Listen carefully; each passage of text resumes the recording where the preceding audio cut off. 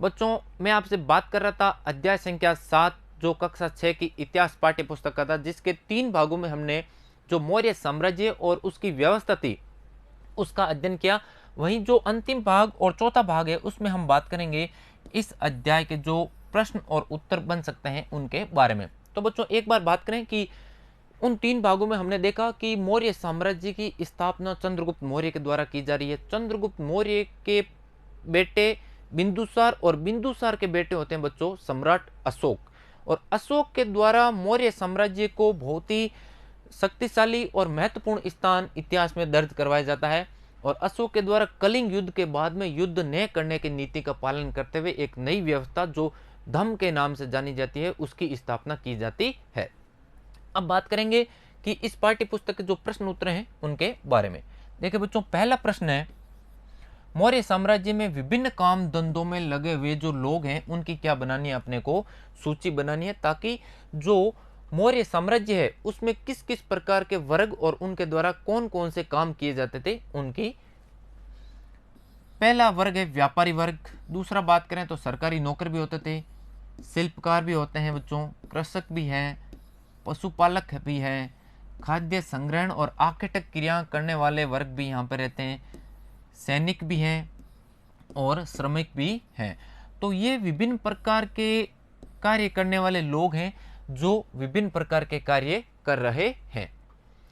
अब दूसरा है प्रश्न रिक्त स्थानों की, इसमें अपने को क्या करनी है बच्चों, पूर्ति करनी है। जिसमें पहला प्रश्न है, जहां पर सम्राट का सीधा शासन होता था वहां अधिकारी वसूलते थे, अर्थात सम्राट के और राजधानी के आसपास के क्षेत्रों से अधिकारियों के द्वारा क्या वसूला जाता था, कर वसूला जाता था। दूसरा प्रश्न है बच्चों, राजकुमारों को अक्सर प्रांतों में किसके रूप में भेजा जाता था, तो राजकुमारों को प्रांतों में राज्यपाल या गवर्नर के रूप में भेजा जाता था।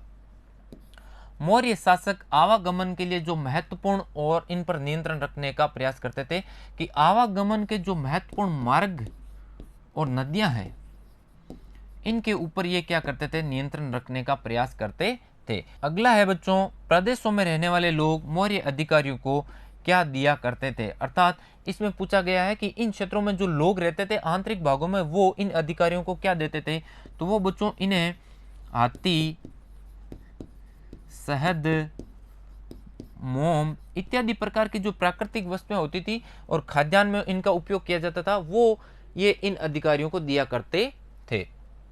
अब देखिए बच्चों प्रश्न संख्या 3, इसमें बताना है कि कौन सा वाक्य सही है और कौन सा वाक्य गलत है। तो सबसे पहले पहले वाक्य का अध्ययन करते हैं। उज्जैन उत्तर पश्चिम की तरफ आवागमन के मार्ग पर स्थित था। तो बच्चों यह पहला जो प्रश्न है वो क्या है, पूर्णतः गलत है। तो हम देखते हैं कि उत्तर पश्चिम की तरफ आवागमन के मार्ग पे तक्षशिला नामक एक महत्वपूर्ण नगर था, वो यहाँ पर स्थित था। अब बच्चों बात करें दूसरे की, तो आधुनिक पाकिस्तान और अफगानिस्तान के इलाके मौर्य साम्राज्य के अंदर थे। तो ये बात बच्चों क्या है, बिल्कुल सत्य बात है कि ये क्षेत्र उस समय मौर्य साम्राज्य के अधीन आते थे। चंद्रगुप्त के विचार अर्थशास्त्र में लिखे गए हैं। तो बच्चों यहाँ पर नाम है चंद्रगुप्त और पुस्तक का नाम है अर्थशास्त्र। तो हम देखते हैं कि अर्थशास्त्र की रचना करने वाले विद्वान हैं चाणक्य। तो बच्चों इस पुस्तक के अंदर जो विचार होंगे वो किसके होंगे, चाणक्य के होंगे, न कि चंद्रगुप्त के। इसलिए ये प्रश्न क्या है बच्चों, गलत है। कलिंग बंगाल का प्राचीन नाम था, बिल्कुल नहीं बच्चों, कलिंग नाम था जो उड़ीसा का तटवर्ती क्षेत्र है उसका प्राचीन नाम था, इसलिए यह भी क्या है बच्चों, गलत है। अशोक के ज्यादातर अभिलेख ब्राह्मी लिपि के अंदर उत्कीर्ण किए गए हैं। तो ये बच्चों बात बिल्कुल सत्य है कि अशोक के ज्यादातर अभिलेख लिपि की दृष्टि से बात करें तो ब्राह्मी लिपि में, और भाषा की बात करें तो वो भाषा है बच्चों प्राकृत भाषा, अर्थात अशोक के जो अभिलेख हैं वो प्राकृत भाषा और ब्राह्मी लिपि में क्या है, अधिकांशतः उत्कीर्णित किए गए हैं। प्रश्न संख्या 4 देखें बच्चों, उन समस्याओं की सूची बनानी है जिनका समाधान अशोक धम्म नामक जो व्यवस्था है उसके द्वारा करना चाहता था।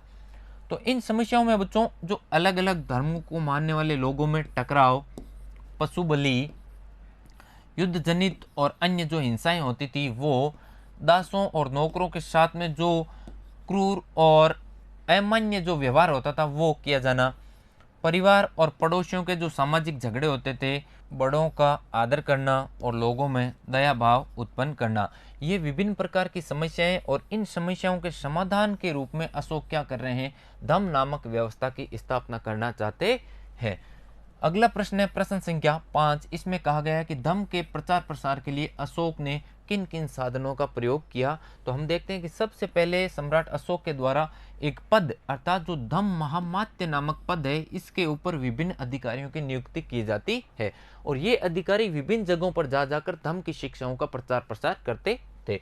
दूसरे बिंदु की बात करें तो अशोक विभिन्न शिलाओं और स्तंभों पर अभिलेखों को उत्कीर्ण करवा रहे हैं और इन धम्म महामात्यों या अधिकारियों को निर्देश दे रहे हैं कि आप उन लोगों को ये संदेश पढ़कर सुनाएं जो लोग पढ़ने में क्या है, सक्षम नहीं है। इसके अलावा हम देखें कि अशोक के द्वारा विभिन्न क्षेत्रों में और देशों में मिस्र, सीरिया, ग्रीस और श्रीलंका, इन देशों में अशोक के द्वारा क्या भेजे जा रहे हैं, दूत भेजे जा रहे हैं और जो क्या करेंगे, धम्म के विचारों को प्रसारित करने का कार्य करेंगे। अगला प्रश्न है, तुम्हारे अनुसार दासों और नौकरों के साथ में बुरा व्यवहार क्यों किया जाता होगा? क्या तुम्हें ऐसा लगता है कि सम्राट के आदेशों से उनकी स्थिति में सुधार हुआ होगा? और अपने जवाब का इसमें अपने को क्या बताना है, कारण बताना है। तो पहला देखते हैं बच्चों, दासों और नौकरों के साथ में बुरा व्यवहार इसलिए होता था क्योंकि उस समय दास और जो नौकर होते थे ये क्या होते थे, युद्ध में बंदी बनाए लोग होते थे या फिर खरीदे हुए लोग होते थे। इन पर जो स्वामी होता था उनका क्या होता था बच्चों, पूरा अधिकार होता था। दास और नौकरों को उस समय कोई अधिकार प्राप्त नहीं होते थे, किसी भी प्रकार के अधिकार इन दोनों वर्गों को नहीं था। उनकी सामाजिक स्थिति बहुत ही निम्न और नीचे स्तर की होती थी। ऐसा लगता है कि सम्राट के आदेशों से उनकी स्थिति में कुछ सुधार अवश्य हुआ होगा।